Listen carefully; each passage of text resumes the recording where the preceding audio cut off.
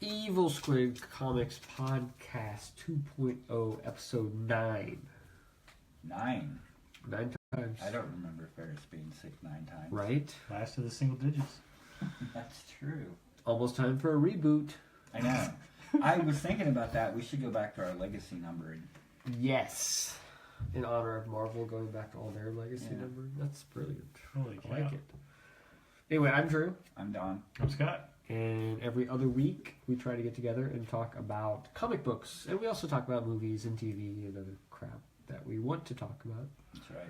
But mostly comic books. Mostly.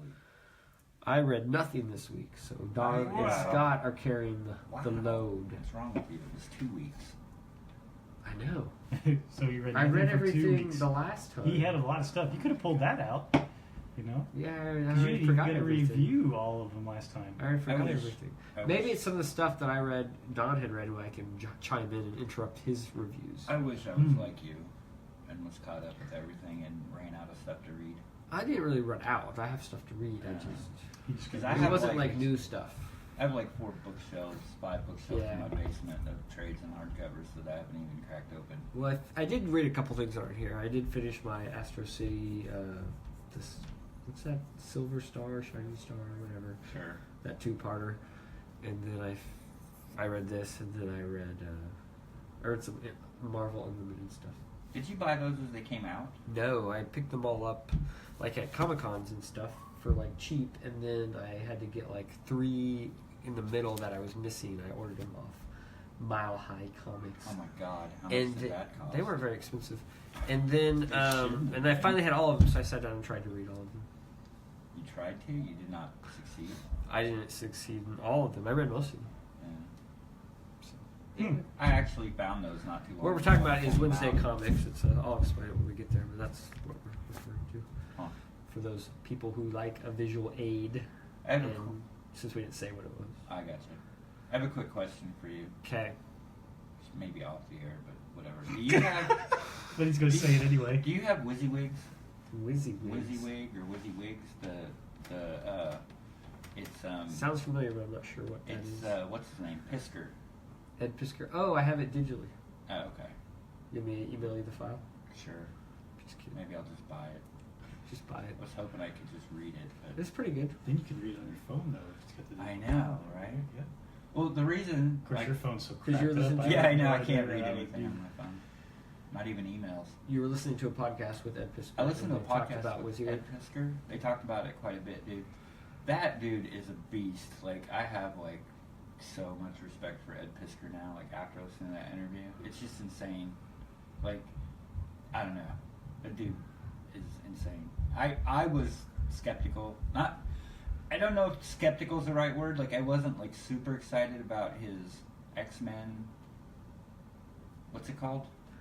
X-Men, I don't know. His X-Men project. I can't remember the name of it. But, like, it was just weird because it's, like, Ed Pisker, X-Men. Like, it doesn't click. Yeah. You know what I mean? Like, it doesn't seem like it would fit. No, he's like the At perfect all. guy to do it. I think I'm really excited about it. Well, I am now, like, after listening. But, dude, I don't know. If you have... And I think it was, like, 2.5, 3 hours maybe long. Wow. It was long. It's if a you, long If you have that interview. time to kill... I don't. You should definitely listen to it because it will make you like. If you already like Ed Pisker, you'll like him like 10 times more after Download you the podcast listen to him and talk. listen to it at work. Why don't we get him on the podcast? I would love to get him on the podcast. Why don't you see if that can happen? Okay, I'll try. Okay, you Last do that. 2.5 and 3 hours. But I'm not He- going to have a 3-hour interview with him. No, he said something though that I was like driving in my car listening to it, and I went, damn.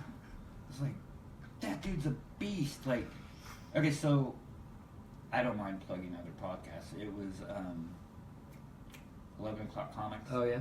And so, like, I can't remember his name, the kind of younger guy that collects all the artwork. Jason Wood? Jason Wood, there you go. You listen to that too? I've heard 11 O'Clock Comics. Why? It's I a just good, was surprised. it's a good Oh. podcast.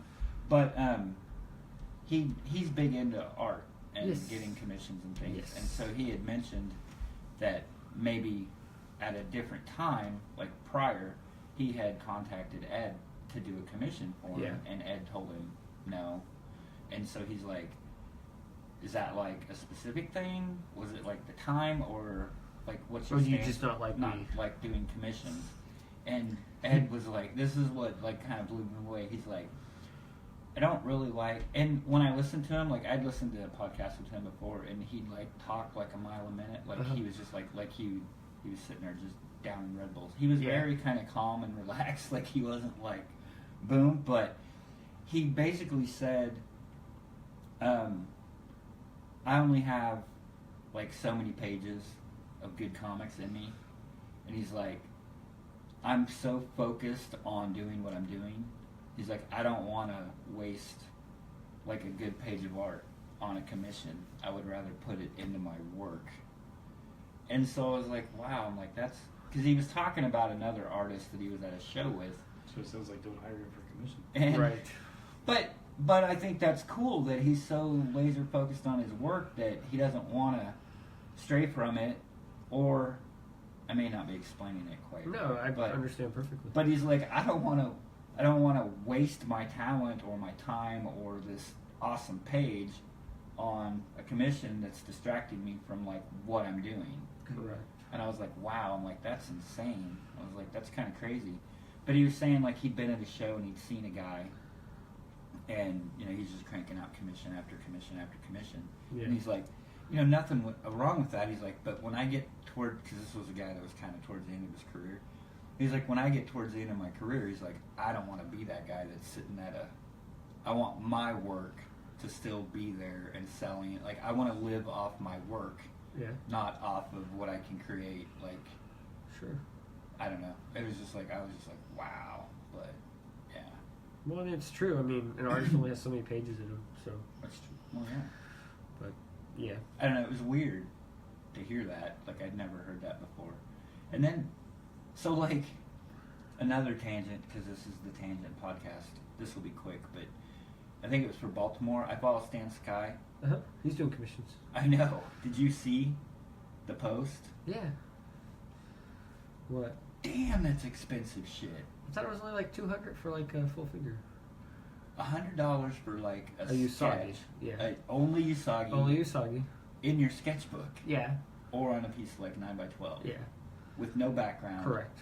Which probably takes him 10 minutes maybe. Okay. Then you go to like $250 for like A single I think character. penciled ink single character. Yeah, that's not bad. That seems a little high to me. But then Okay. you go to like 9x12 watercolor. Well, yeah, it's like $600. $600. Yeah, because it's watercolor. But it's 9x12 single character watercolor. Okay. I was like, that's out of my price range because I've seen like his original artwork, like stuff, like sketches and stuff at Yeah. conventions, and they're like differently priced or whatever. I mean, I've even gone through his sketchbook at Yeah. San Diego and Yeah. flipped through it, and I'm just like, it seems like a lot of money. Now it seems like a bargain, man, to Right. buy that stuff up rather than get a commission from it. It's all the prices are in original art seem to be going up. They are. Cause Because they're in more of demand. apparently. And People so people want people it. want it and people are willing to pay, and so yeah, everybody's raising their prices. And I hear this a lot, like on different podcasts and just through people. It's like all the people that appreciate that stuff now, like even like the image people, Yeah. like 92. Like the people that were like, the kids that were like teenagers, like 10, 12, 13 or whatever, like when that stuff came out, now they're like out of school, they're successful, they're making money. They have disposable income. They have disposable income, and now they're buying their childhood back, and they have enough money to buy like all this artwork. Yeah. You know what I mean? And I so like totally now it's understand. it's just Mhm. crazy. It's just like the cycle. But Yeah. but yeah, I've noticed it too. Just in the few years that I've really gotten into getting commissions and sketches, they've gone way up.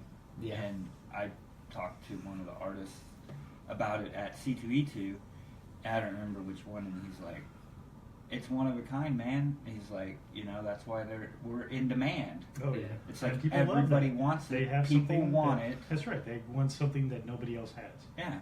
And to an extent, which I don't remember if this guy said it or not, but I mean, you gotta strike while the iron's hot, man. I mean, if you're No. hot and you can get that money, you need to get it because it's Because such it could a die in fickle 5 business. years. It could die. Or next year. Yeah. Well, that's why when I bought that 6 Gun page last week, and it was a really cool page. I was like, it's $100 for a page. I'm like, Yeah. cha-ching! I just bought it, and then that came in the mail. My wife likes opening the package, and she's like, "This 100 here in the corner, is that how much it cost?" I'm like, "Yeah."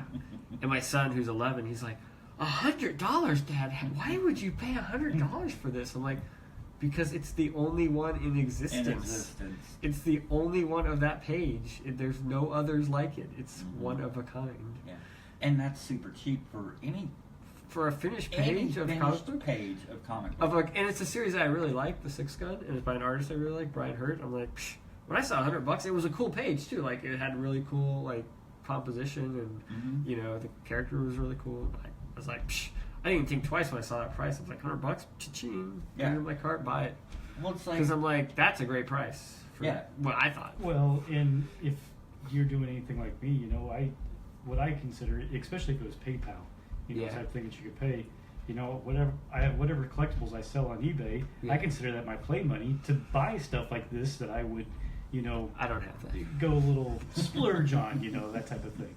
So it comes straight out of my bank account, Scott. My PayPal is just it's just direct line to my direct to my bank account. So, yeah, exactly. But like I say though, depending on how it is, I mean that's the way I always look at it. Would I have traded this chunk of stuff for this item that I want? Right. And I don't look as much at the price, because if somebody does, they go, $100. Why would you do that? Well, actually, what I did was I sold a board game that I like, made $100, and then I used that to buy this other thing that I really like, whatever else. And well, I did sell a bunch of my single issue comic books, like the stuff I didn't want, on eBay over 6 months, and I made probably $2,000 or $3,000, and I did spend most of that on. You made that much? Maybe 2. I don't know. I didn't count it. I mean, but you there's fees and stuff. But then I bought a bunch of. But then I bought a bunch of art. Original art. Right after that, I was like, dude, I'm gonna buy a bunch of art. So I had art coming every week. She's like, but would you have traded a bunch of those comic books for some original art? That's exactly what I did. See, yes, I did. That's really what. Because at this point in my life, those comics, most of them I can read online, on the Marvel Unlimited app. And it's like, I don't really care about the physical objects of those comics, but I do care about the physical object of the original art, and I can still read those comics in a fairly cheap way. So I'm like, but you can frame this original art and whatever the heck else and have this thing going. So I totally understand. I think it's cool. I kind of mentioned to you recently that I'm almost at the point where I want to stray away from commissions and just, if I'm going to spend money, I'm going to buy original art. It's ironic because sometimes the original pages, which I think are more valuable than commissions, are cheaper than a commission. They are. Which I guess in a way makes sense because the artist has already gotten paid to create that art of the page, so he's just selling it as a secondary profit. Whereas a commission, he's going to have to devote time and effort into that. Yeah. So I guess in that way it makes sense, but at the same time, it's like, I'm like you. I'm like, which is more desirable to me? I mean, sometimes commissions are cool. Right. Sometimes original art is cool, like a page of a comic. So it's kind of like. But I've kind of in the past couple years, I've leaned more towards I've been getting tons of commissions and not buying as much original art. Correct. Where I'm going to flip the scale, and I'm going to focus. If I do focus any money, I'm going to focus it on original art rather than on commission. Where'd you finish your little? Yeah, I'll finish that. What do you call those little jam panel thing? Jam piece, I guess. Yeah. Well, that was what I would call yours because it was more like an ensemble type of thing. His was I think they're still jam pictures, pieces. But you still call it that? Okay. Yeah, even though. I think I only have 1 or 2 squares left on my Batman and my Spider-Man. I really would like to try to get those finished this weekend if I can. Where's that? And if not, Little Apple in Manhattan, Kansas this weekend. That's they're gonna have weekend? They're gonna have some really good artists there. Yeah. And then I was looking at. You going? I was looking at Free State. Free State looks good. That thing looks insane. Is that dude Lawrence? brings it. Yeah, that's Lawrence. And I mean, I could. There's a ton of people there. I could dump tons of money at that place on commissions and stuff. But when's that one? That is October 21st. Yeah, this seems just. I didn't. Free State's been there forever. Free Little State Apple's has fairly been there new, forever. and now Little Apple's doing 2 shows a year. Yeah. But I didn't really realize. Well, at first, because I was confused, I thought I knew Little Apple was this weekend, But for some reason, I was thinking that Free State was the weekend right after it. Yeah. And then I saw that Facebook thing, and I'm like, oh, it's the 21st. And then I start thinking 21st. I'm like, holy crap, that's like... And then in like 3 weeks, it's Air Capital. Like, it's really... You know what I mean? It's like, I didn't realize that it was that close. Boom, boom. Yeah. Which is fine. I'm not concerned with it or anything. It just kind of... It struck me, because... Just sucks because everybody's going to spend all their money at the other right? For me, when I think about Air Capital, it's in November, it's towards the end of the year, and it's like, we plan it all year long, and we do stuff, and it's always in the back. It's like, it's November. It's like, It's cold. It's 8 months away. It's 6 months away. It's by the holidays. 4 months away. Yeah. It's plenty of time, and now it's like, boom, 2 months away. 2 months away. I'm like, all right. Yeah. We're getting down to it. But anyway. Huge tangent. No kidding. Sorry. I don't know. You're still talking comics and artists and whatever else. I saw it. Oh, how was that? It's not bad. Not bad at all. It's a little overhyped because everybody else saying it's like the greatest thing ever. I don't know if I say the greatest thing ever, but it's got that nice nostalgia factor going on, and they do a very good job with that. And bringing, the original It's story, I think the kids took place in the 50s, and with the adults more in the 80s. Well, trying to make this a little bit more updated type of thing, it's basically the kids are taking place in the 80s, when that's really what the first movie focuses on here, or this movie focuses on. So, is it going to be two movies? I don't know if it'll be multiples, but at the very it may be more than that. Who knows? All it says is at the very end, it shows up the nice little It's thing, and then it comes up and says Chapter 1. So they could do whatever the heck that they want, It would make sense if they made one with the kids and one with the adults. Right, it would be. Because they could try to split up the one with the adults into multiple movies. Into that can backfire. So, I think so. But then again, with how much money this one made, they're going to want to pump it for as much of a franchise as they can possibly get out of it. So, but people are getting angry about that lately. Well, and the problem is that this has such a nostalgia factor. For one, for the 80s. Yeah. Two, it's very Stranger Things almost like, type things with that. Or even Super 8, any of those things in which it's trying to tap into the, probably our age range, that type of things. And that's one of the things I think that makes this so successful that I don't think they'll get with the sequel. Yeah. Plus the fact that was always the better part of Stephen King's story anyway. He's always good with the kids, yeah. Well, he's good with characterization in general. It's just the fact that when he was flipping back and forth there in the type of world, or story, his story with the adults, especially as it got to the end, got so way out there where he's like, shit, I got to wrap this up. His typical ending type of crap, it goes way off the damn deep end. I can't believe they took out the group sex scene with the kids, right? Okay. I'm sure you wanted to see that. Not really. Okay. But overall, it's very well done. So good kid actors, and can't wait for it to come out on DVD so I can watch it. Can't wait for my movie pass to get here so I can go. Yeah, no kidding. Wonder Woman came out on DVD. Yeah, I did watch that. It came out this week. Yeah, I need to watch that too. Maybe this week I'll be able to rent it. Have you seen it before? Yeah. Seen it yet? Either one of you? I saw the first 30 minutes at the drive-in. Really? He was trying to fix his light. Well, no, I'd already given up on that by the time Wonder Woman started. Probably the sound. So we watched it in the car, but it got late and we were all tired, so we left. And it seemed really kind of to drag in the middle. See, I didn't feel at least 30 minutes in, it felt like it dragged. But I don't know. I thought it was very good. At least, but then again, it's DC Universe expectations very low, and I'm not going to judge it, but I think it was my experience more than the movie. Yeah. So never see a good movie at the drive-in. You go to see popcorn flick type stuff. That go see movies you don't care about. Exactly right. It's a drive-in. Yeah. So don't see something that you don't see Spider-Man: Homecoming. That's exactly right. I didn't. Apparently you tried. You tried. So that's just as bad. That's right. You don't do that. But I always enjoy the drive-in. But then again, I know what I'm getting into. I go see movies that are more of the B thing or whatever the heck else stuff that I wasn't really excited to go see either.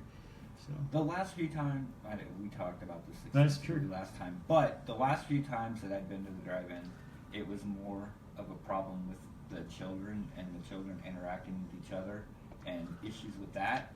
This time, the kids were great. It was just the fact that I couldn't get my light to turn off and couldn't get your car sorted out. If I could get the car situation fixed, the kids situation seems to be fixed. We could do it, but I don't think we're going to. It's that whole, you gotta like tie, hold down. You gotta have that I know. strap to like hold down your thing. And doesn't that then block some of the screen anyway? Yeah. I never felt that was an issue, but I don't know. And like I say, I sit outside my van anyway, and the kids are all in the van, so That's fine. He don't care. so I don't really care. I can block their whole vision. I don't care. So I am excited about stuff that I read. One Good. thing Why don't you start in off? particular. Let's go. Okay, well, I'll just do it in order. I finished up Reborn. Oh, nice. Would you like that? I did. I thought it was really good. The art was phenomenal. The cool, yeah, it's it does look very good. it's Capula, so the art was insane, but it's Mark Miller. I was gonna say it's Mark Miller, so it's got to be good. Mark Miller has made a universe of the same, not necessarily the same, but I mean, like, you know what a Mark Miller, you pretty much know, You know what what you're he's getting bringing. when you get a Yeah. Mark Miller book. It's solid. It's a good story, and he always has Great the artist. greatest artists of all time working on Correct. his stuff. So, I'm a huge Capula fan, and so yeah, it was really good. I liked the story. It was cool. And this finishes off. It had the kind of the story first over the arc. The first First arc. arc, I'm sure. okay. They said that he's Well, with not Mark the Miller, back. you never know. I mean, it always seems like he likes to do these little one-shot type. Yeah, of things well, too, it left so. off to where it can pick up and they can do 100 issues of it. If Okay. They want. I thought he said that he could do like up to 6 series of it. Is what he had kind of roughed Probably. out. But by the time him and Capullo get around to actually doing it, who knows? Very They'll true. probably be dead. Yeah. But no, I liked it a lot. It's been out for a while, so it's not exactly topical. Yeah. As far as, but I read 5 and 6. Good, solid, I like that cover. Look good, at that. solid Yeah, Capula art. It's Yeah. sweet. Good, Yeah. solid story by Miller, and good, solid. I don't remember very. I remember like kind of the sort of the end of it, but Gotcha. reading 5 and 6, like I had read 1 through 4 obviously a while ago, Sure. and so I kind of didn't jump right back. There were things that I wasn't sure of what had happened and things like that, but I mean I read 5 and 6 and I didn't have any problem like. Well, the story understanding. isn't terribly complex. No. I mean, it's about the afterlife, right? Yes. And it was a little sad at the end, but Yeah, I don't remember specifically what happened, but You've read it? her yeah, her husband is there. yeah, he got remarried, right? Oh, Yeah. Spoiler alert. Right, spoiler Spoiler. alert. So he got remarried, and her whole quest was to kind of like Find him. and reconnect with him, and then he had another wife and a new family, and so. But she didn't find her obviously dog. Saved the day, but then she had to give him up to let him So sad. carry on with his new life, and she went off with her dad, I think, to like kill more people or whatever they're gonna do. So. Funny story. When I told my wife that till death do us part means that when we die we're parted, we're not married anymore. She's like, what? So like when you go to heaven, you're not married. It says till death do you part. She wasn't quite She sure. didn't like that. She wasn't sure she was buying that. Gotcha. That was what the vow said. It wasn't after death. It was till death. Oh my gosh. I can talk with Scott. There you I go. finally got caught up with Did you read the Fairyland. exact same issues? You did Yeah. get Cool. Happy Gert. Happy Whatever. Gert. But yeah, see, I get the bad versions. you get the interesting cover. But so I caught up on the issues you guys had already talked about with the backstory of the Jiminy Cricket guy, Yeah. Yep. which was good. That was better than I thought. I know you guys have talked about it, but I love it how like his parents they start out with like 100 million freaking kids, and and they then just all it's keep like killing just- each other. they all keep killing each other, and they get down to like, and they go down to like 50, and then they have 10, and then there's like 3 left, and then like he's the last one. But yeah, it was great because he's like, I'm gonna go off and do this, and nobody's ever done this before, and we don't usually. And he's like all proud going off to school, and he like graduates like top of his class, and like his first assignment is Gert. Gert. And then the one with the Dude labyrinth with the type with the ball, brass balls. brass ball. Brass balls. You guys talked about it, and I kind of tried to like not pay attention, but listen. Where's the like everything like you kept talking about it, like when she goes through the maze, everybody wants to help her, but they want to marry her. Uh-huh. Like, is that it's just like some crazy thing out of left field? Like, I didn't even see any purpose for it. Like, No, I think like was there like an ulterior motive? Well, it was there just to, because like, of the fact that was what this Yahoo brass ball wanted. guy wanted. And so, as she's going through there, it just keeps carrying on that theme throughout, is the way I took it. Gotcha. You know? I don't know, it just seemed weird as I read it. It was just like, okay. And so I think that was just that he was trying to carry that same theme throughout what he was doing there. Don't overthink it, dude. Okay. It's And I love Fairyland! Yes. Number 15. Mine says fluff fairyland. It does, because that's what she says all the time usually. But Yes. The Fluff Fairyland. the fluff fairyland. But Let's take she's- it away. Happy Gert. Ooh! Just for some reason, I remember those two. I don't remember this. You don't remember this one? Well, she made it to the last one. She made it to the center of the maze and got the balls of redemption or whatever Right. the hell it was.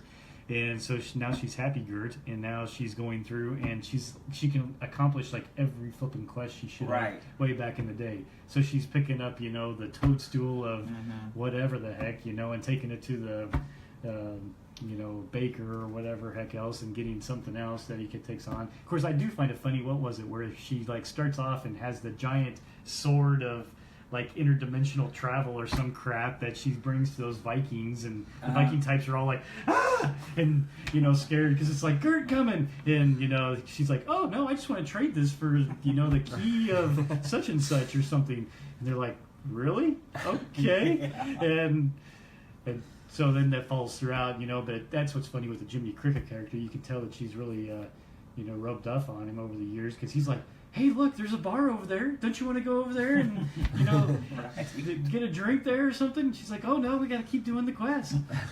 I've changed my ways.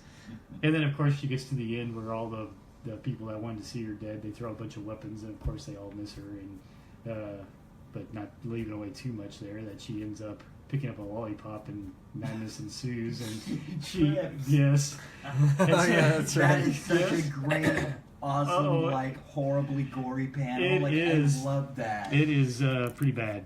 But Yeah. so she trips. The lollipop doesn't do so well with her, and Just she ends up remember- going to hell Yeah. and seeing one of those Jehus. Don't run with anything in your mouth. Look at that!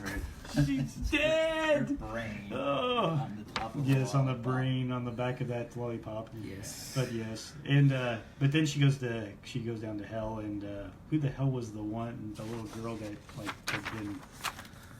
I don't remember. That was this the part. good little girl before. She looks like she's the ruler of hell here. Oh yeah. And so we'll see what type things hell. Welcome to hell. I can't remember what her name was though. But she can't was a either. little goody two shoes. Yeah, that the one who about was doing to- all the yeah, yeah. about to succeed. When she'd only been there for like a day, Yes. and they were all like, "You're going through here the fastest ever." Yeah. And Gert's been there like I've been there 20 for 30 years. years. That's right. But yeah, it's funny. It's still good. But that's interesting that's the end of another arc, Correct. type thing, and kind of leaving it that way with a bit more cliffhanger-ish than the other ones. Yeah, maybe. the I ones- don't know. Yeah, no, I agree. It seemed a little more cliffhanger. Well, he said the first one, the arc, he wasn't sure, how successful it was going to be. Yeah. So he kind of left it open. He could keep going or, end or whatever. Yeah. But since it was successful, he could keep going. So now I think he understands he's going to keep it going for a while. So. Yeah. But I saw a thing on Twitter that he was asking, like, if I got different artists to draw, like, some arcs or do some, or to, like, do a fill-in issue or something, who should I get? So I think he's looking for a break. He's pulling a McFarlane. Yeah, I don't know. I'm sure. McFarlane drew like 12 issues of Spawn. Spawn, And he's like, and- oh, I'm done. I'm leaving for something else. I gotta go Well- buy some baseballs. He kept writing it, but Yeah, he kept writing. He was involved with it. He just didn't. Well, he had a business to run then too. Yeah. At that time. I was like, at that time, I'm like, nope, I don't care. Because Spawn was late because it was taking him so long. And I'm like, I don't care if I have to wait like 3 months for an issue of Spawn. It's like, I want McFarlane to draw it. But you didn't get it, did you? No, I didn't. You didn't buy him? No, I didn't You get didn't what get I McFarlane wanted. drawing No, it. I kept buying okay. him. You kept buying Which Capula came on, And look how that worked and out. dude, Yeah. Capula had a killer Yeah, draw. it did. Well, at one point, Very nice. McFarlane said, it's like, well, the reason I don't draw anymore is because Capula is a better artist. At the time, I thought he was just copping out, but no, Capula probably is a better artist. Yeah, probably so. It's really I mean, as hard far to- as objectively probably a better artist. I mean, I like McFarlane's style, just for whatever reason. Yeah. But Of course, Capullo seemed to even copy that a little bit earlier. sure. He was like he's a less sloppy McFarlane, maybe. Maybe. Definitely some Similarities. Similarities, yeah, but I was thinking In like style. a little bit of Sure. Alright, someone else needs to do something. I don't have anything to. You really don't have anything. We can do Outcast. You don't want to talk about your Wednesday comics? I can do it. Alright. Of course, this will be all that you'll talk about. I read Wednesday Comics 1 through 12. Wednesday Comics came out back in 2008-9. Oh my So god. it came out weekly. It's like, And it was trying to 8 mimic years like old. the Sunday comics. So like each page folds out into one full page that's annoying. of comics, and then it's 12 pages of these oversized pages, and each page is a different strip. Ooh. So the different strips are, you've got Superman, Batman, Commandy, Hawkman, Deadman, Green Lantern, Metamorpho, Teen Titans, Strange Adventure, Supergirl, Metalman, Wonder Woman, Sergeant Rock, Flash, and Demon and Catwoman. That's more than 12. Pairing Demon and It's Catwoman. 9, 10, 11, 12, 13, 15 or so. Maybe there's 16. I miscounted because I was counting fast. But So it was DC's grand plan to, because like when you were a kid, you know, you wanted to get the Sunday paper. It's And $4 fold for it this out thing, though? yeah, and but it's huge. and It is, read it the is. bunnies. But I That is think true, they're but I they're bought harking. my Sunday newspaper for $1.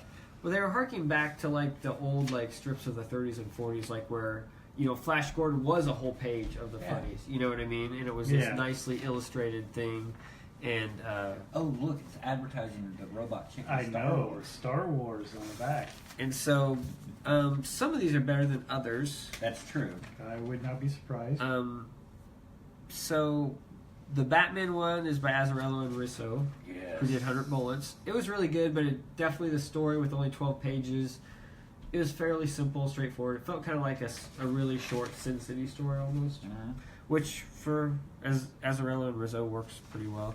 The Superman story was John Arcudi, and Bermejo, and it was okay. The art was really good. The art was really The good. story was fairly simple once again. The Commandy story was interesting. It was Dave Gibbons wrote it and Ryan Sook drew it. Love Ryan Sook. Sook is really good, and he really killed it on Commandy. But Dave Gibbons decided that he wanted to give it that feel of like those 30s and 40s kind of pulp serials in the Sunday Funnies. So like there's no like word balloons, it's more like Prince Valiant where there's just like text describing it. So if like someone talks, it says it in the text, not like a word balloon. Right. And so I don't really like that style of storytelling in comics so much because it feels more like an illustrated novel rather than an actual comic book, But the art was really good and the story was fine, but it was cool. But that was Really kind is of weird. pretty Good. It was really good with this. It's pretty cool. I actually like the Green Lantern by Kurt Busiek and is it Joe Quinones? I hadn't really seen much of his art before, but he did a really cool job with the Green Lantern. Dead Man, I don't know who those creators are, but it was alright. You don't know who they are? Well, I mean, it says their names, but I don't know their first names. It's Bullock and Hugh. I can't pronounce it. Metamorpho was by Neil Gaiman and Mike Allred. Ooh, yeah. I Neil know. Gaiman's always kind of an anomaly to me. Like, I mean, Sandman was like a classic, right? Yeah. But since then, has he really done any comics work that really blew anybody away? Like, what has... I don't really know that he's done anything. Yeah, I know, there's I mean, wondering, he's done though, like hasn't he he's done little things here and He's there. more into the novel world. He did the Eternals, that thing from Marvel. He did Yeah. 1602. Those Oh, were all that's true. those were okay. And then 1602, he I did forgot this about. thing, but I mean he's just kind of dabbled here and there. Yeah. It's kind of interesting. Well, like I say, I think he's focusing more on his novels and probably business Yeah. ventures with that. But the Metamorpho strip had art by Mike Allred, who did I some really know. cool things. it is really good. I seen that in that one. There was one where he made it almost like I think it was like a board game or something. Oh, really? He did some really inventive things by using the space. I don't know if I can find Yeah, that one. I kinda Anyway, he did some remember. interesting things with it. Like there were like some mazes and board games. It was like really creative. Teen Titans, I read half of it and I gave up. It just felt like the same thing. And I didn't really know those creators and I didn't really care for them. Strange Adventures by Paul Pope. I love Paul Pope's artwork. It was phenomenal. And I like Adam Strange fairly. He's kind of like a John Carter Mars type of thing, which I always kind of got into. The Supergirl by Palmiotti and Connor. The art was really cool. The story was kind of stupid, just to be honest. The Metal Men by Dan Didio, Jose Garcia Lopez, and Kevin Nolan did the inking, and he did a really nice job of The that. art looked really cool. The art was really cool. The story was okay too. It was very kind of old schooly Metal Men. I mean, they didn't try and like shake it up or anything. They did a very kind of straight telling of them. The Wonder Woman, I just could not read at all. I tried to read the first I strip, had that issue with that. and then I just gave up after that because It looks a little haphazard, but he used the art really the art's kind of good. cool, but he used these really tiny panels, Yeah. which made it hard to read, and it just didn't flow very well for me. Like it's just Holy like cow. tons of little panels, and I'm just Yeah. like I can barely even see what's happening in those panels. They're so small. It's like he thought he had this really huge page, so he's like, well, I'll make a bunch of tiny panels. It just didn't work for me, and I couldn't really follow it very well, and I just wasn't into it. So I just said, my time is my time. I'm not going to read it. Sergeant Rock was Joe Kubert and Adam Kubert. Joe Kubert actually did the art, and I think Adam, or maybe it was Andy, I don't know, one of them wrote it. It was pretty cool. It was a very straight story. The Flash was kind of cool. It was by Kerschel and Fletcher. They did some cool things with the Flash. I mean, they did like, a lot of time travel and some interesting layouts and stuff. And then The Demon and Catwoman was by Simonson and Stelfreeze, which is a really good team, so I was kind of excited, but it didn't really do much for me. I'm not a huge Catwoman or Demon fan, and I really can't stand The Demon because he always talks in iambic pentameter, and that kind of drives me nuts. So I love the Demon. I'm not a big Demon fan, and I don't like iambic pentameter. And then Hawkman was Kyle Baker, which was pretty cool. The art was cool. The story was once again simple. So I guess the takeaway is that had really cool artists. None of the stories really killed it because they only had 12 pages. Even though the pages were oversized, they couldn't get into like a really, which I guess that's the flavor they're going for. Yeah. Mm-hmm. They're 12 pages, and Kind of it's the kind of the campy Sunday stuff a funny little bit, stuff, yeah. kind of throwback. So it was okay, Yeah. but it seemed in some ways it seemed like kind of a waste of these great artists and creative teams, and just kind of like, but I'm sure they enjoyed it a lot, and it was fairly enjoyable to read. It just wasn't mind blowing or anything. Yeah. It was a cool Concept, cool experiment. I like to say. I mean, I'm more interested in my storytelling at this point in my comic book reading. I really want a story that has like a lot of depth and twists and turns, and a lot of surprises is what I look for in a story. And none of these really had that, but the art was phenomenal. Cool. Stories were somewhat hit and miss. So what we got? Well, Scott might want to go. Scott should Outcast? probably go. Yeah, do you want to talk about Outcast? Because you read it. I got up to the reveal. Oh, okay. So we got What are you issues talking about? 26, Well, I know you can join 27, Oh, okay, 28, and 29. And Outcast is this Robert Kirkman? Yeah, that's Oh my gosh. And as Did you ever watch the TV show? There's a As a show on setup. Cinemax of it. Of course I did not. I do not Okay. have Cinemax. You know what? I was reading in the back of that. Yeah. They've already done the second season. Yeah. And it's aired everywhere except the United Except States. the U.S. Really? What's up with that? I don't know. I don't think it had huge ratings, so I think Cinemax was trying to hold on to it or something. I don't know. Huh. Well, anyway, you His buy that, growing right? Yeah, I have all have those you read issues. up to 29? Yes, I've read all. Okay. And so that's the most recent then? Is Yeah, 29? well, the most recent I have. Yeah. I Does think it go? I think is that's the most. Oh no, it keeps going. I just Well, don't- yes, but I mean, That's the latest issue. I was going to say, yeah. Yeah. Have they So the published it big yet? the big reveal finally. Come on, Let tell you me, in tell me. on it. What's going on? Yeah, I don't know if I can repeat it. I mean, I read it and it made sense at the time, but I don't really like it. Yeah. I could explain it. Basically, like, isn't it like another dimension or universe? or Yeah, and there's whatever? like these Oh, dark these beings dark and light beings beings. that come in and they take the people over, Yeah. take over their bodies, and Invasion of the Body Snatchers. yeah. But the way the book is turned now is that, and I don't even remember the name of the main character. I guess I'm terrible. Kyle? at this.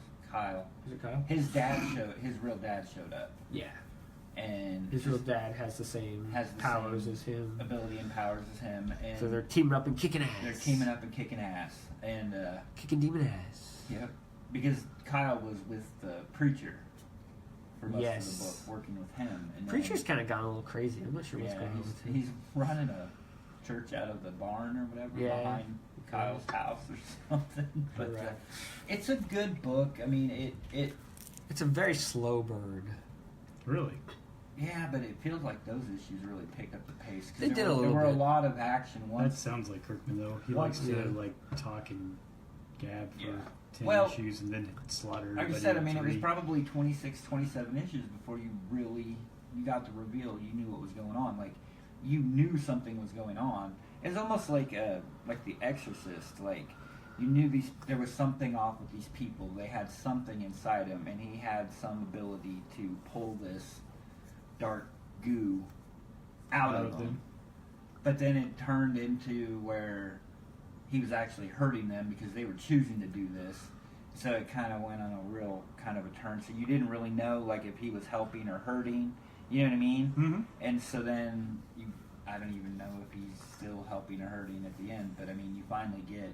So, I mean, I don't know, it was 26, 27 issues in when you finally get the, oh, crap, this is what this book is about. Yeah. And now it's like part 2 or chapter 2 of the book.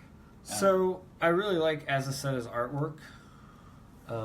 But with this book, since it's all basically people, like there's no like superheroes or like colorful costumes or anything, for me, a lot of the characters look kind of the same. Do you have that problem too? You can't always tell. And then there's a lot of like these people are. Is that like his sister? And then she has a husband. And since I read it month to month and it's such a slow burn, I really have trouble keeping all the different characters straight. Do you have that same issue? A little bit, and it's almost like I get the Walking Dead syndrome with Outcast because I did watch the TV show. Oh, you did watch Outcast, okay. And they did switch it up just a little bit. Like they switched up the characters, like in the way they look. Like in the book, like the sister is like dark haired. Yeah. In the show, she's like light haired, and like her husband looks different, and like the ex-wife is different, just different like features. Yeah. And so like I really had, I was able to kind of keep it straight, but after I'd watch the show and then I'd read the book, I'm like, well, why did they, you know what I mean? And maybe they did that, you know, in the show to kind of differentiate a little bit more of the characters, which it would be easier to do in TV if they both kind of looked the same than it would be in a comic book. Yeah. Plus, that's what's so weird. I mean, not weird, but I mean, like, that's the problem with comics, right? Like, a TV show comes out once a week, a comic book comes out once a month. So, I mean, you can stay on top of stuff a lot better. Yeah. Usually when you watch something, at least for me anyway, that's the way and it a works. TV show is a longer experience. It's either a half hour or an hour. Whereas and a comic book I read in about 5-10 minutes. Right. And I think Outcast was an hour show. I don't remember how many episodes. It was probably like 6 or 8. Like I said, 10 episodes. I really like Outcast, and I'm in for the long haul, but I think I need to go back and just read from the beginning. Yeah. Because even when I first read Walking Dead, you know, I used to read it in trades, and they come out every 6 months or so. At some point, I don't know how you could read that thing in single issues either. Yeah, that'd be hard. But I mean, the characters started to blend together, and then I went back and I got the hardcovers, and I reread all the hardcovers in over a couple weeks, and everything kind of gelled. You know what I mean? Like I got a better, clearer picture of all the characters and their arcs and all that stuff. I think I just need to do it with Outcast. Just take the time and sit down and read it. I have trouble keeping everything straight. It's a good book. It's a solid book. I like it when I read it. I really like Azucena, and obviously I like Kirkman. Most of his stuff. Yeah. He's a good comic book creator. Do something. All right, Scott needs to talk about something. Well, I mean, I guess he's got two big sticking on the Kirkman train or whatever, might as well. We have Invincible, Volume 10, or Year 10, or whatever you want to call it, and Volume 11. Woohoo! Oh crap! He's gonna spoil the crap out of this. Have you seen or read these yet? I haven't read. Okay, then I won't spoil too much. Fine. Yeah. Well, I gotta remember what happened in what. Get them all mixed up. It's a lot of Invincible. Yeah, there is a lot of it there. But so at the end of 9, you realize that there's maybe a new big bad kind of going on for what's going on with the Earth. All right, and his chance to try to save it. Well, in 10 it starts off. Well, in 9 it ends with Invincible in alternate dimension. So 10 is picking up from there pretty much immediately, and it's Kirkman at his best in my opinion, where he's just zipping through. Crap is happening all over the place, and it's just flying. and Invincible, no real big spoiler there. He gets out of that alternate dimension. But here's where it was difficult for me, I think, was the fact that when he comes back, well, I guess when he comes back, it wasn't that difficult. But when he comes back from the dimension, he realizes what the heck's going on and everything else. And basically, the whole story kind of takes a twist and turn with one of the people that he trusts basically now kind of being the bad guy, type thing. And he's not even really being much of a bad guy. He just believes that the world should be running differently. A robot man or robot? Yeah, a robot essentially. So there's a bit of a falling out there. Does that happen while he's in the other dimension? Well, he realizes it when he goes to the other dimension. He goes there with Robot. And Robot basically double crosses him and leaves him there, basically kind of telling him, heck no, I'm going back. I got to leave you here because I'm going back to take over the world, essentially, or make the world where I think it needs to be. Gotcha. And so then, Invincible basically goes, oh, crap, and he's trying to get back there. He gets back, and stuff. So that's most of book 10 then, really? Well, that's about the first half of 10, really.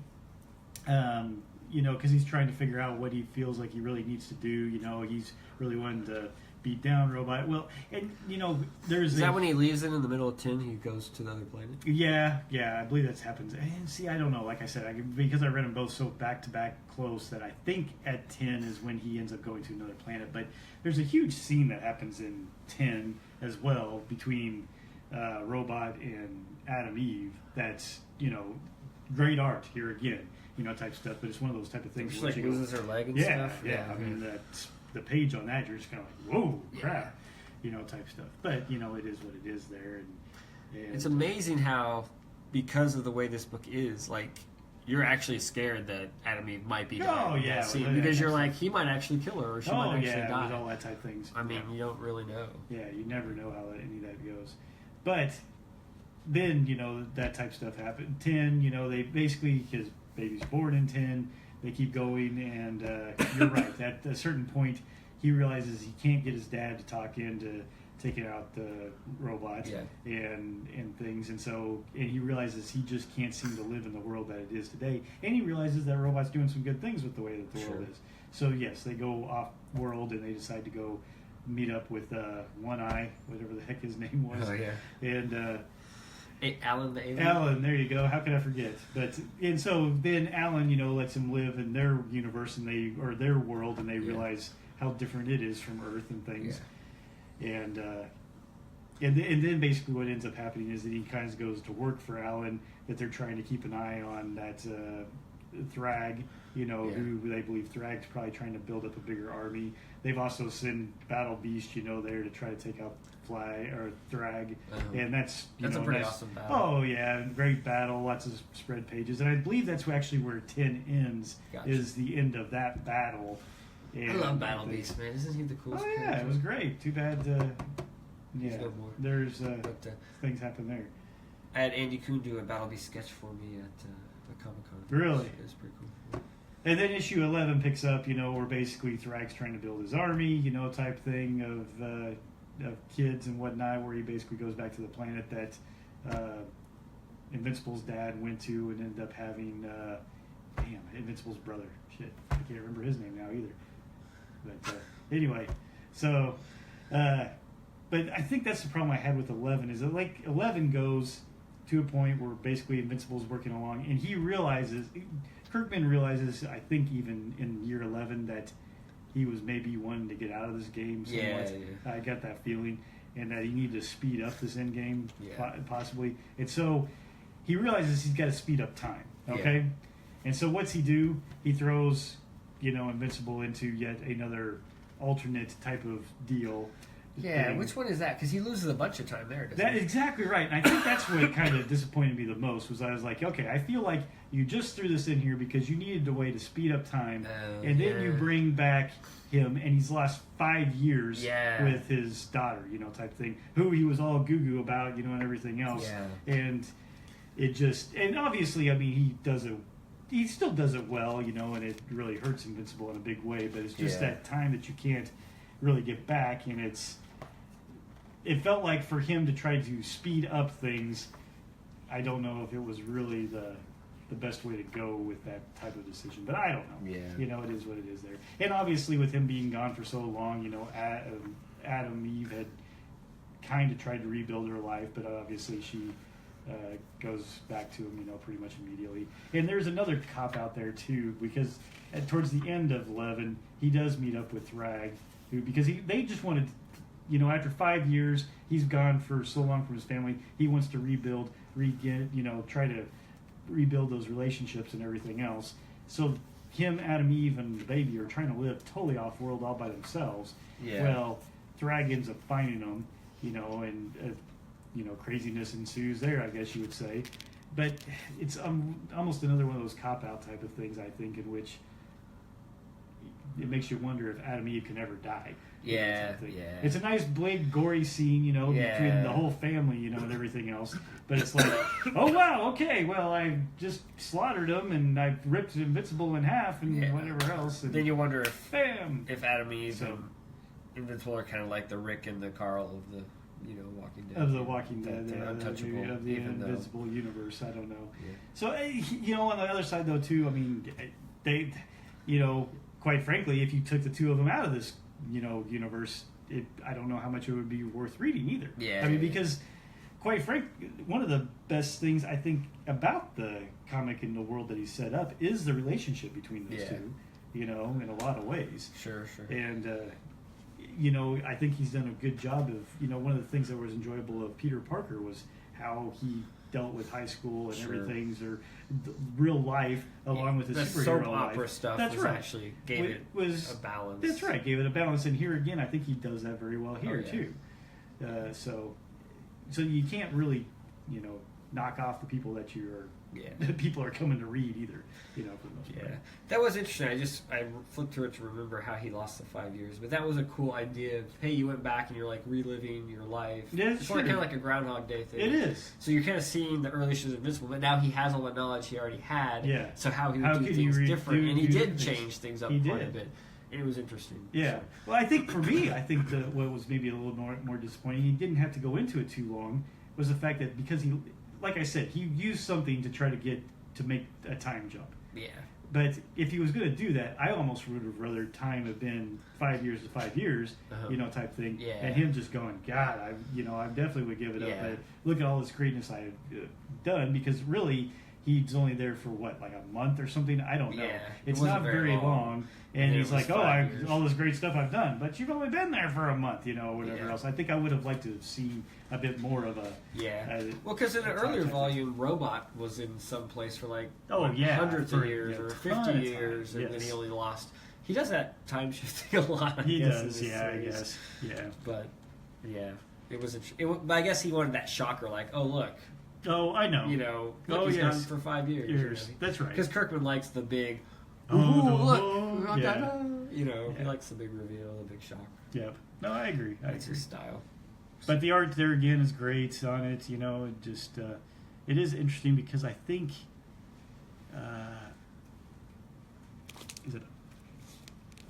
I think one of the original artists or something. Oh yeah, Cory Walker, who actually created Invincible. Okay, and was on the very. He comes back and does a run and does a little bit of a run, and you can actually tell a little bit more of that style difference there in book 11. Yeah, where you know I didn't notice it as much early on. You know, between because he did like the first year's worth, and then he goes off and Otley or whatever comes in. I didn't notice much of a change there, but I really noticed it here when you go back, and it really almost It's surprising how well.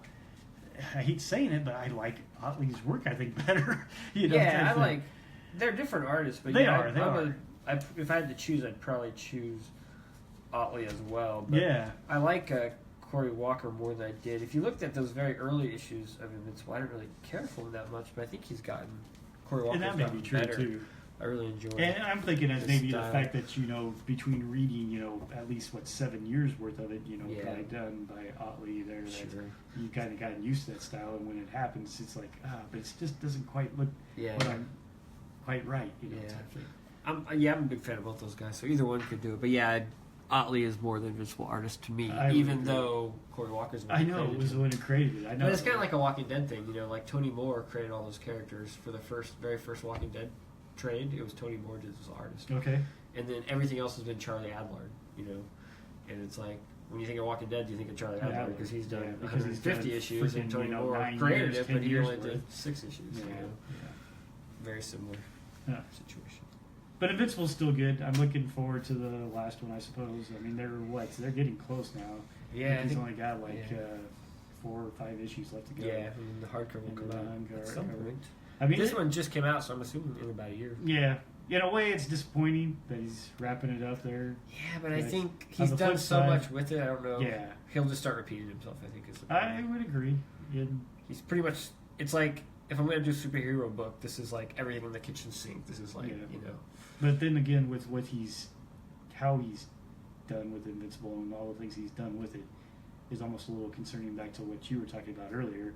That anything's fair game for how he wants to end it. Too. Yeah, no, he could do anything. He could do. You may have a whole hell of a lot of characters that don't see the end. You may end up making it a happy ending. Hell, I don't know. I doubt that is very true. Well, it got pretty dark at the end of the book 11 with the brother and everything. I mean, that was pretty rough. But that's what I said too. You know, I mean, he does a little cop out there too. He does too, do a little bit of one. It's just kind of whatever he feels can be. Yeah, he's almost using so. It's almost using Adam Eve as like his sort of get out of jail free card. Yeah, what do they call it? The Mary Jane? I don't even know. I don't know. So type of thing where some females can suddenly have crazy ass powers to get in out of any situation. Oh, Mary Sue. There you go. So So anyway, cool. All right, Don, what you got? Cool. You said you had something that you really liked. Was it that Superman issue right there? Yeah. Well, I did really like this, but no. I'm gonna probably. Why did you read it all? Oh, okay. Okay. So, no. I'm gonna save. What key? Yeah. Superman. Okay, so I went to a local comic book store and they were having a huge sale on back issues. Yeah. Oh my God, it's Superman. I bought that, and I think I bought a different book, and like for some reason there were like 2. There was like one on the front and one in the back, so I got like 2. So that was like 5 cents. Cool. Like I mean, they had 2 comics packaged, but Gotcha. the one I wanted to buy was the other one. Gotcha. I'm not a huge Superman fan. Yeah. And this is Superman's real one. It's from 1976. It's Jerry Conway writing and Jose Luis Garcia Lopez on art. Yep. It's a Solomon Grundy story. Solomon Grundy, born on a Monday. This one's called Solomon Grundy Wins on a Monday. What? So this is a Earth 1, Earth 2 story. Gotcha. So Solomon Grundy basically lives on Earth 2. Yeah. Well, he's on Earth 2 because at some point the 2 Green Lanterns came together and trapped him on Earth 2. Was he always on Earth 2? I think so. But Okay. they put him in a bubble. Gotcha. And he's been pounding away on this force-filled bubble to try to get out of it for, I think they say years or whatever. But he finally gives up. Because he thinks, he's like, hey, there were 2 Green Lanterns. There were 2 Flashes. There were 2, maybe there's 2 Solomon Grundys. I'll go find the other Solomon Grundy. And so somehow, within the magic of 1976 Superman comics, he turns away from pounding on the bubble and just walks away into the swamp and falls into this pothole, dimensional whatever, and falls onto Earth 1.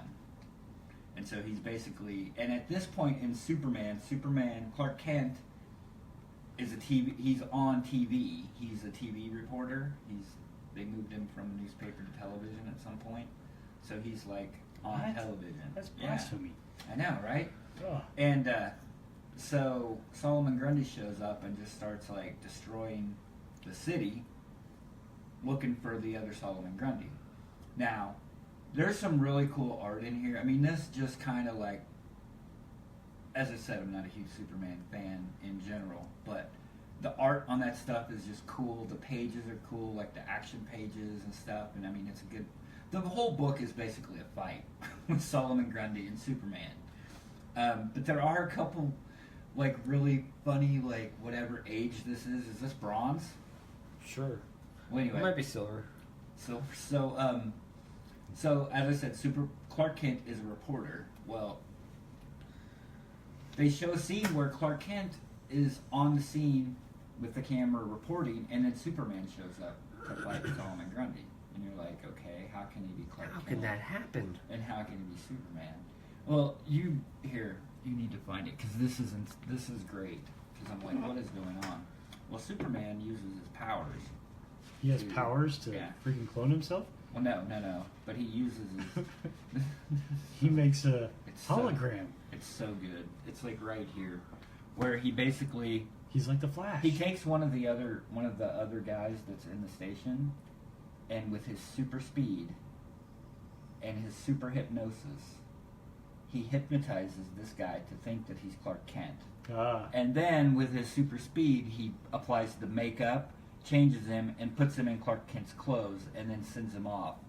So he's out there, and Superman is Superman. Wow, that's just impressive. I know, right? So it's like really cool. So like, you just really like... Yeah.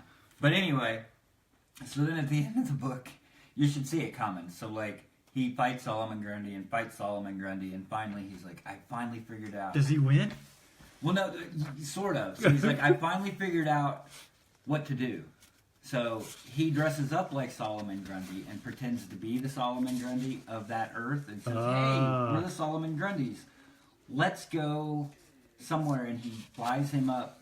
He puts on a whole Solomon Grundy suit and then takes him up to the moon. And he's like, this is where we're going to live now because we're the Solomon Grundys. And then he takes his and then he leaves him on the moon and takes off his costume and flies back to Earth. Okay. So, rightio. I don't know. It was a cool little throwback. The art was really good, obviously. Yeah. It was a fun you story. Can get some missiles. And powerful muscles. Many happy landings and launchings. I know. Oh my gosh. Speedy built, man. Sweet. I just like sometimes looking at the old ads, right? Look at that Spalding gloves. I know.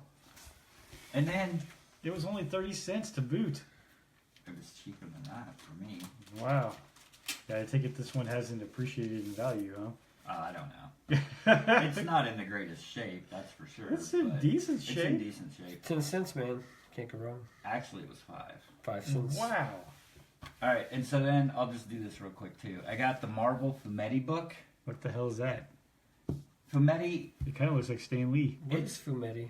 It's photography somehow. Oh, I don't know Fumetti. That's Fumetti. Right. I got you. And so basically, it's that's horrible. It is terrible. It's and 1983. The part of it that's the worst, the terrible, is that my God, this is photos. Awful, truthfully, the photos do not age well on newsprint.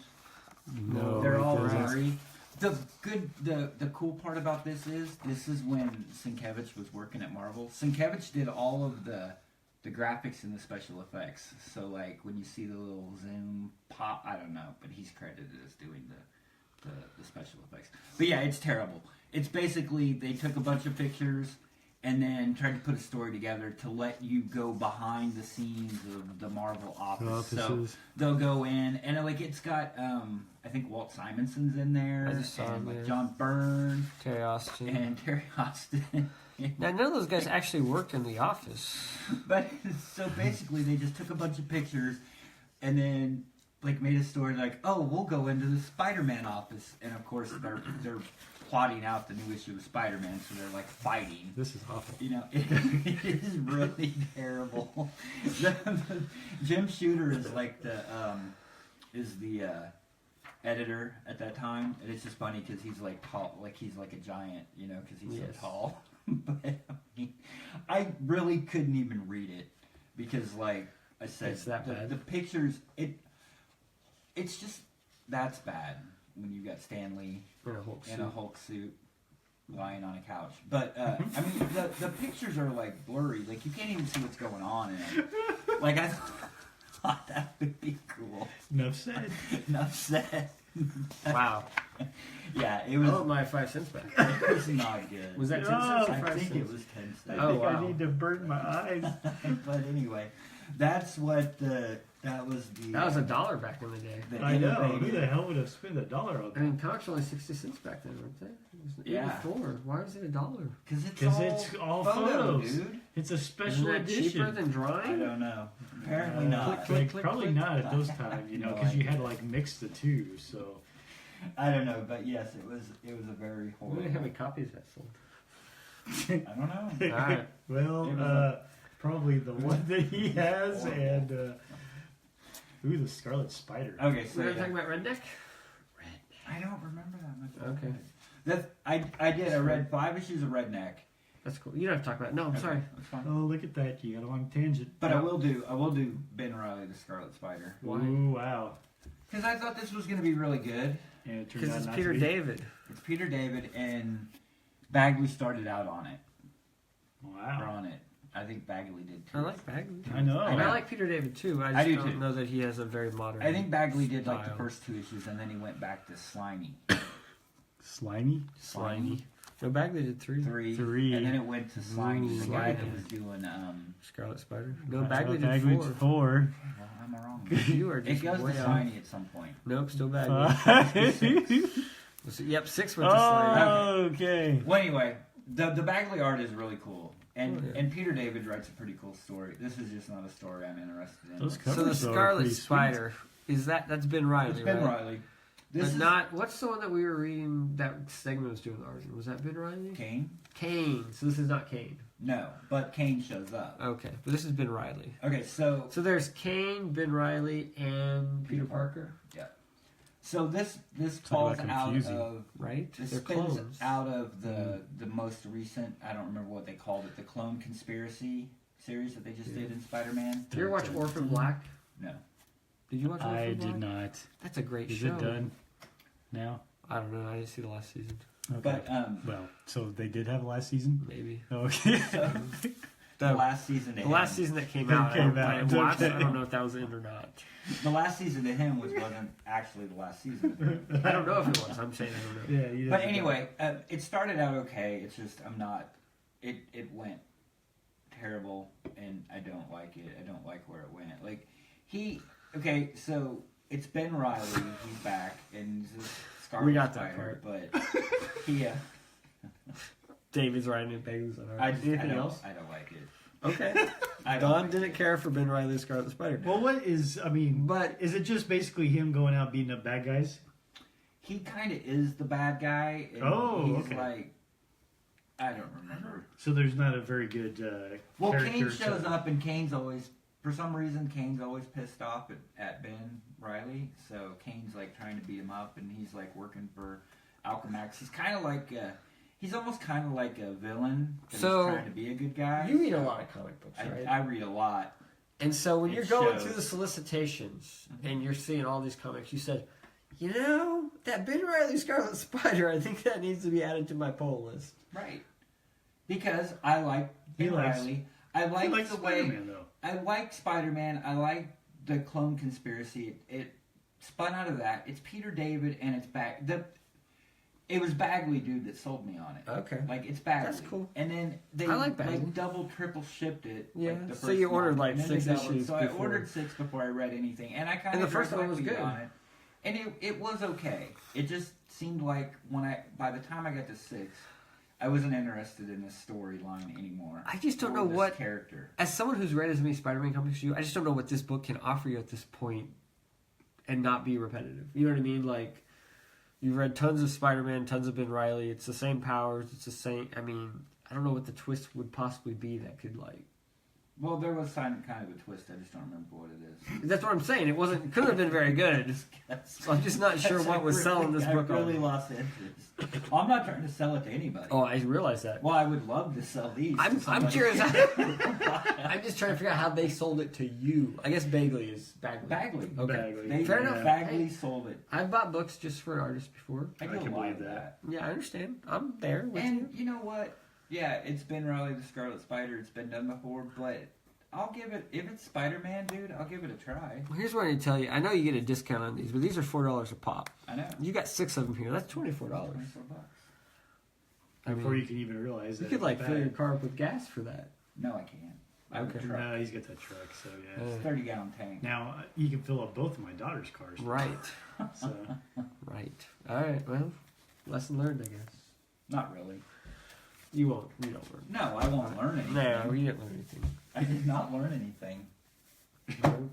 he'll buy the next one. Well, no, I'm not buying that. He will but buy but that I'll one. still give. But the I'll next- still but the give- next- He'll buy the next Spider-Man Which offshoot I comic. did. I read Venom because they rebooted Venom I'm and they sure went you back did. to the legacy Yeah. numbering.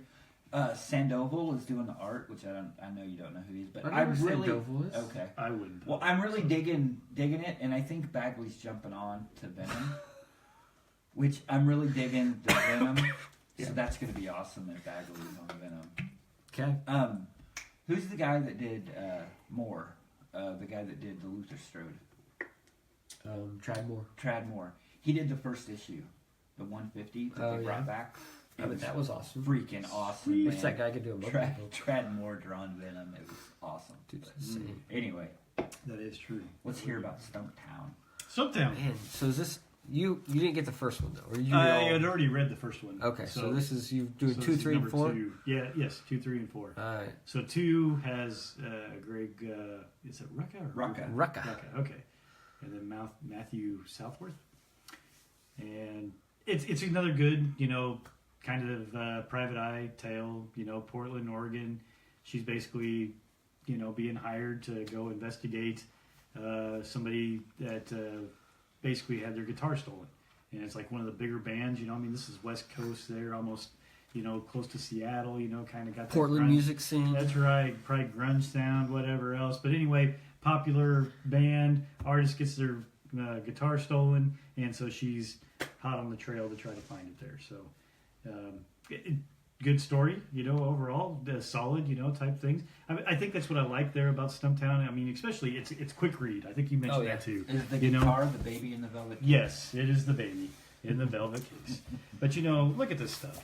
Here putting sideways. Having nice, cool car chase scenes. Car chase scenes are so hard to do in comics. I He think did so a pretty too, but good they job. do very well in this. I really thought it was great. But that even goes on for like probably a dozen pages or so. Yeah. Trying to really get that almost movie feel. I thought heist chase scene in there, and just really cool.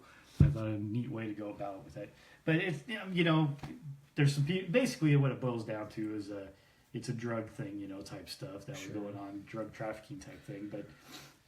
But overall, it's a good read, good I like stuff. good story. Obviously, had bios. Oh yeah, and then book number 3, they changed artists. Justin Greenwood. Justin Greenwood. Yeah, I get the feeling that this one is more almost of a transition piece. Greg Rucka is trying to feel out Justin to see what he can do. Justin's kind of figuring out, these characters and how he wants to show them, this type of stuff.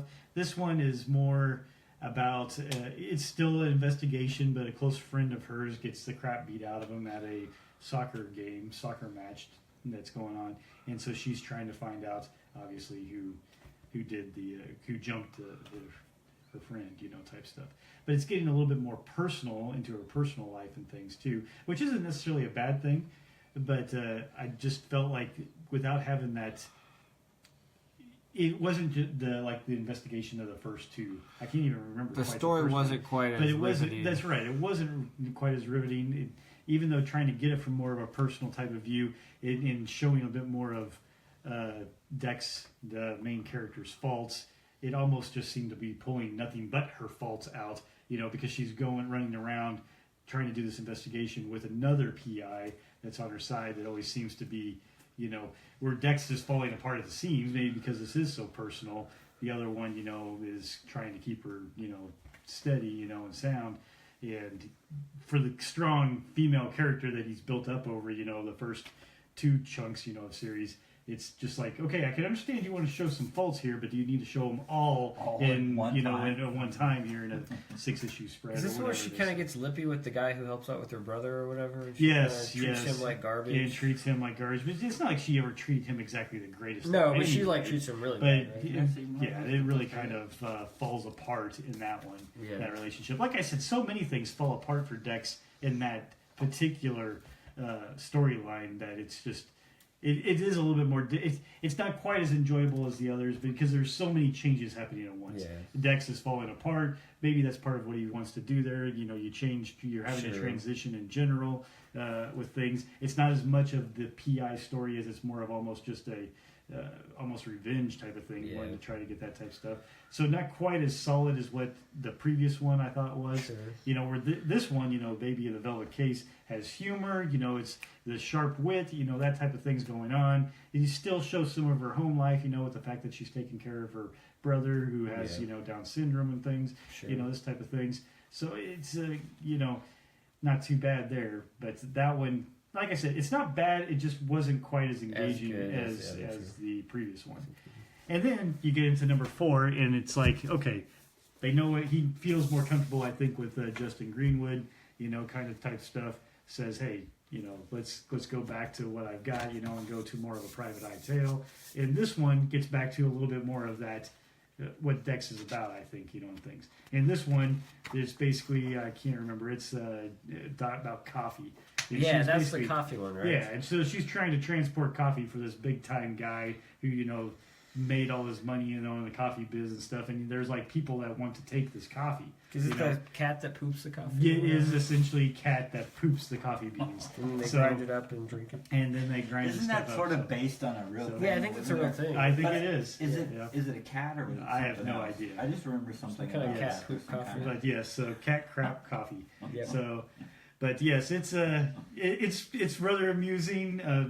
Dex is back to herself, but in this case, they bring in her sister, who's a real piece of work. Oh yeah, sister type is stuff. kind of real bitch. So, but she's horrible. Yes, but there again, it's kind of an opportunity to get a little bit more to know about Dex's life, correct? And things of this nature and where she comes from. It's throwing up a couple little pieces there, but yet at least in this one, Dex is still the sharp, PI. You get a little bit more of the, it's more like the first two where, okay, I got this personal life. I got to try to deal with this. I'm not maybe the greatest, sister to my, brother, trying to do meet all his needs. But yet, when I get out here, I can definitely kick some butt, with the best of them, type stuff.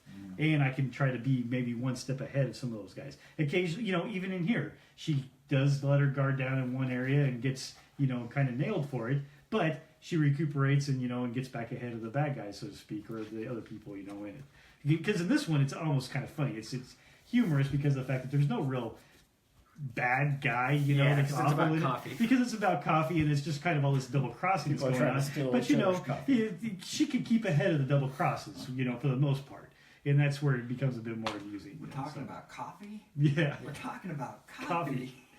So practice? We're talking about practice? I don't know, Emerson.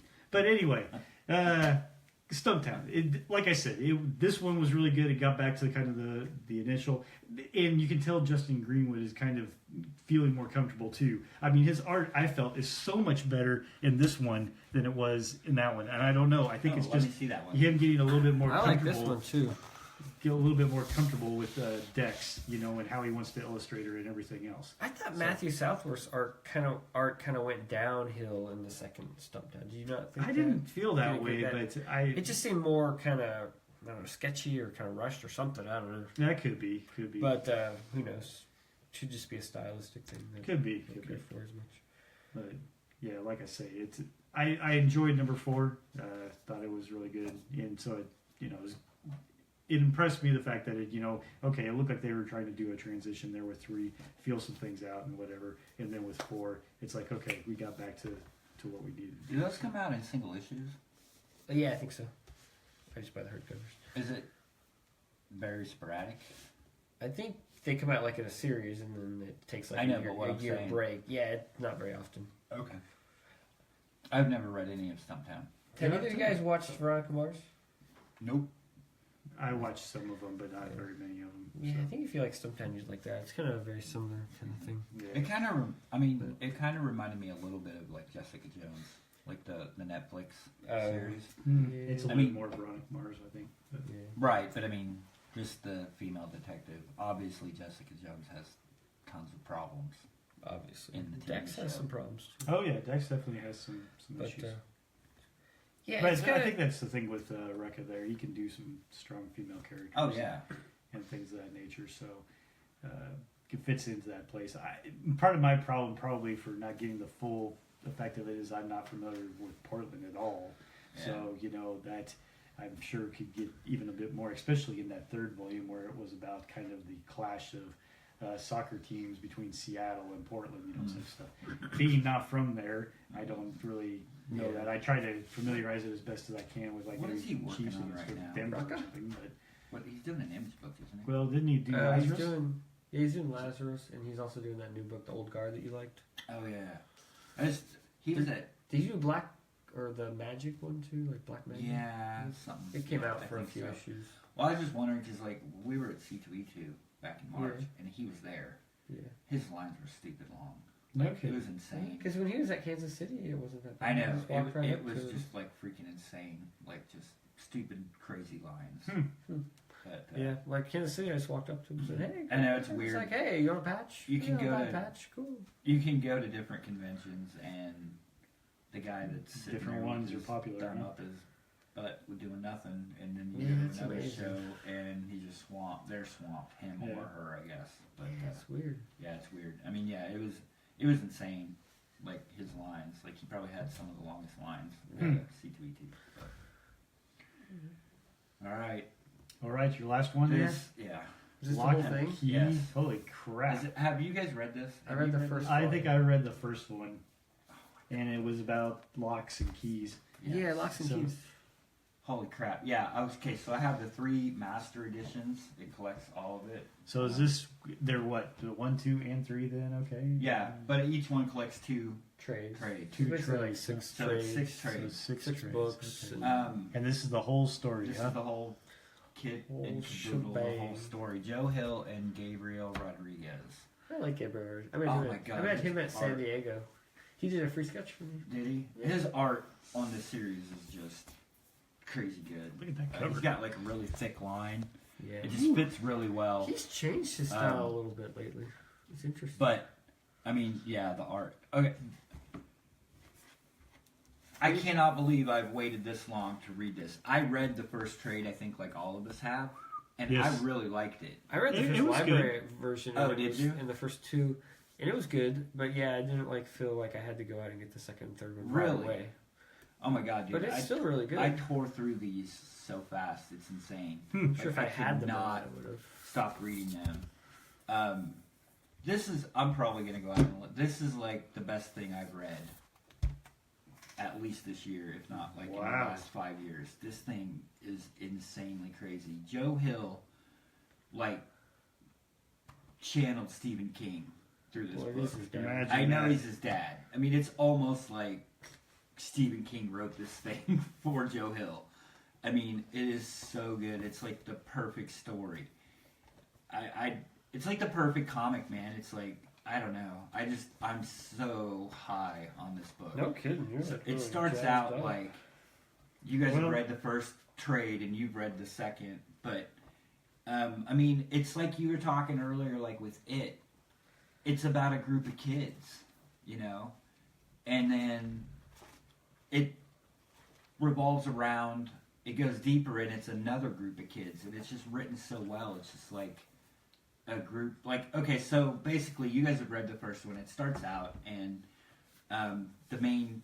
Well, the 3, I guess there's 3 main characters. The 3 kids. There's an older brother. I think his name is Tyler. And he's like 17. Yeah, you got and the then oldest brother. You got there's the daughter, sister. Kinsey, and she's And you like got the in the youngest middle, and then the one. youngest one who's Bode. And he's probably like Okay. 7 or 8. And so the book starts out, they're on summer vacation. The dad is like a guidance counselor, I think, like at the school. And so they're on like summer break, or they're on break or something, and they're like in the country, like working on this, repainting this house. And these 2 kids show up that were former students and say, hey, we're here to, and they end up killing the dad and maiming the mom, but the kids all get away. So the dad dies right away. Well, he grew up in Maine at,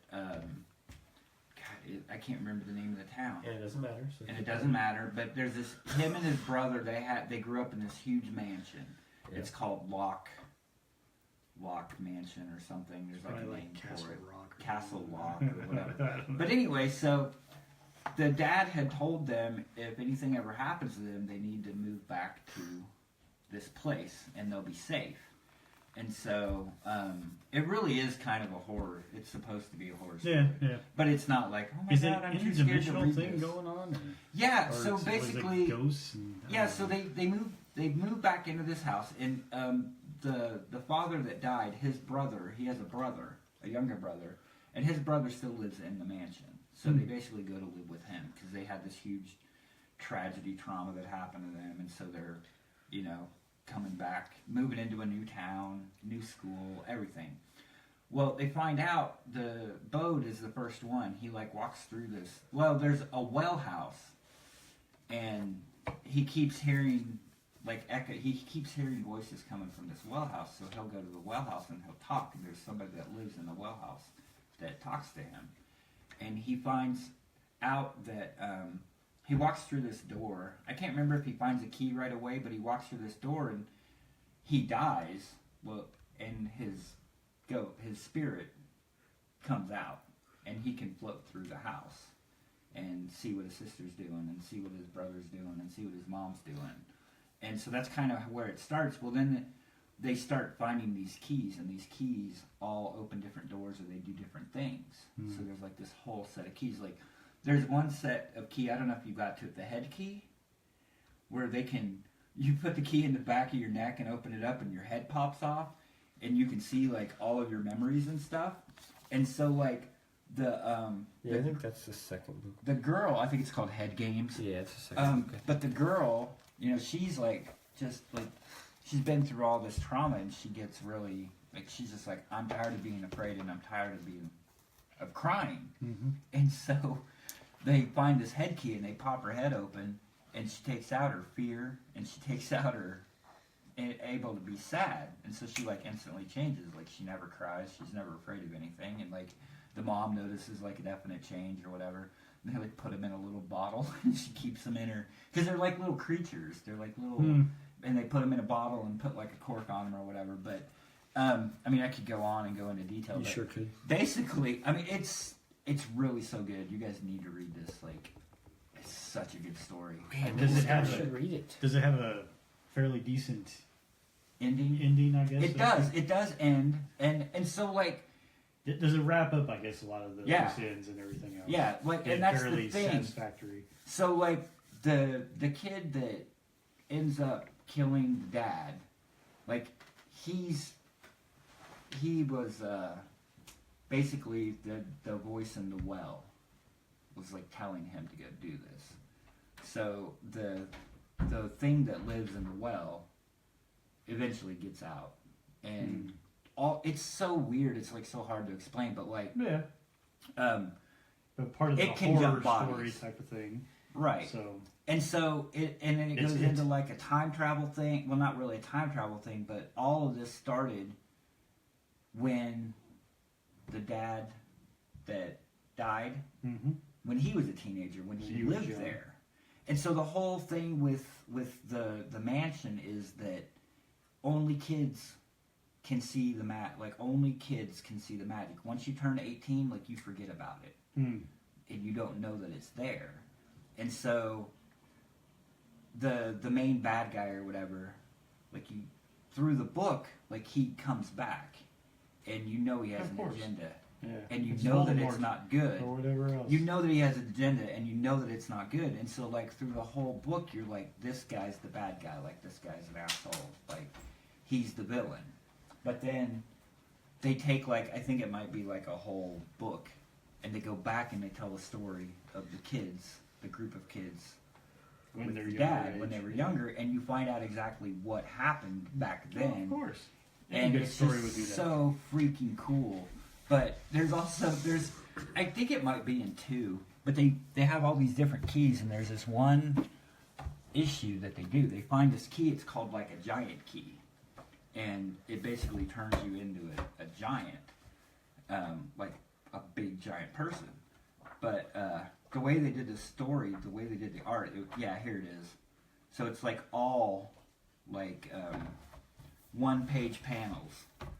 So they're because he's giant and he's fighting. I thought it was really cool.